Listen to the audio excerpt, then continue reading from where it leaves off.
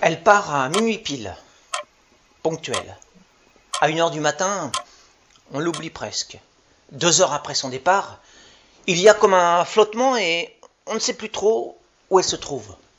À 3 heures, elle passe parfaitement inaperçue. Tout le monde dort ou somnole. 4 heures du matin, c'est une heure creuse. Elle tourne pourtant, imperturbable. À 5 heures, lorsque Paris s'éveille, on fait un peu plus attention à elle. À cette heure-là, elle passe vraiment à la postérité. Et c'est peut-être sa plus belle heure de gloire dans notre pays.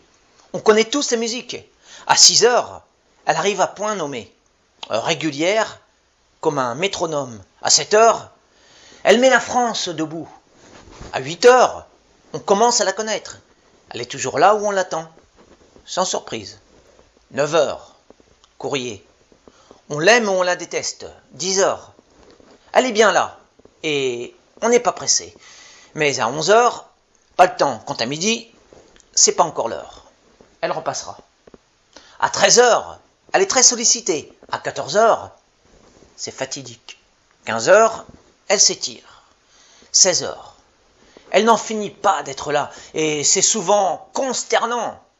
On attend avec impatience qu'elle vienne nous libérer vers les 17 heures. À 18 heures, elle est exquise. À 19 heures, elle file. 20 heures, c'est son heure. 21 heures, elle est en vitesse de croisière. À 22 heures, en général, on s'en souvient bien. On la retient. En revanche, à 23 heures, on ne s'en souvient plus très bien. C'est plus vague.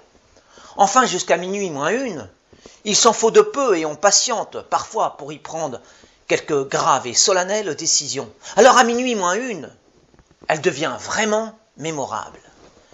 Mais à n'importe quelle heure, il se passe parfois un événement assez notable pour être signalé. Elle s'arrête. Ainsi en va-t-il des 24 heures de la course de la petite aiguille d'une horloge autour de son cadran.